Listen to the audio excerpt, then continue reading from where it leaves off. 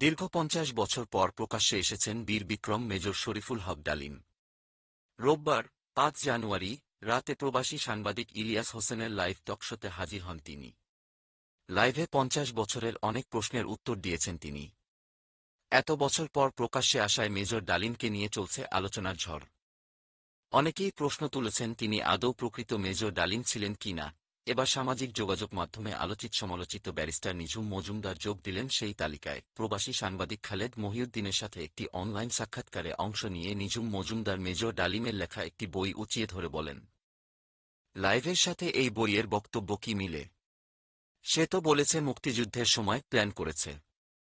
যে লোকটা মুক্তিযুদ্ধের সময় বঙ্গবন্ধুকে হত্যার প্ল্যান করে, সে বাকশালের ধোঁয়া তুলছে কেন? ডালিমের বঙ্গবন্ধুর অন্যতম খুনি ডালিম, যিনি মেজর ডালিম নামে পরিচিত, যার ইতিমধ্যে ফাঁসির হুকুম হয়েছে, যে পলাতক অবস্থায় সারা পৃথিবীতে ঘুরে বেড়াচ্ছে।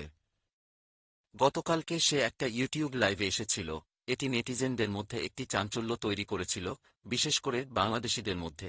যদিও এটি ডালিম কিনা সেটি নিয়েও প্রশ্ন এসেছে।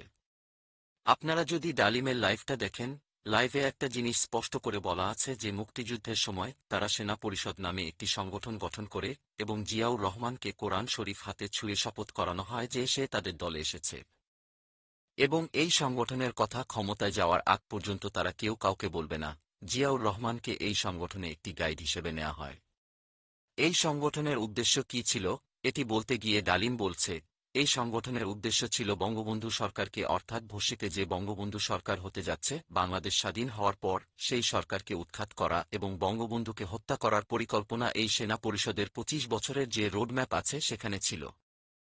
যেই লোকটা মুক্তিযুদ্ধের সময় যখন বঙ্গবন্ধুকে হত্যা করার পরিকল্পনা করে, সেই লোকটা যখন তার লিখিত গ্রন্থের মধ্যে সে বারবার বলছে বাকশালের জন্য, রক্ষী বাহিনীর জন্য, আওয়ামী লীগের অরাজকতার জন্য বঙ্গবন্ধুকে খুন করেছে, উৎখাত করেছে, তাহলে তার লাইভের বক্তব্যের সাথে বইয়ের বক্তব্য কি মিলে?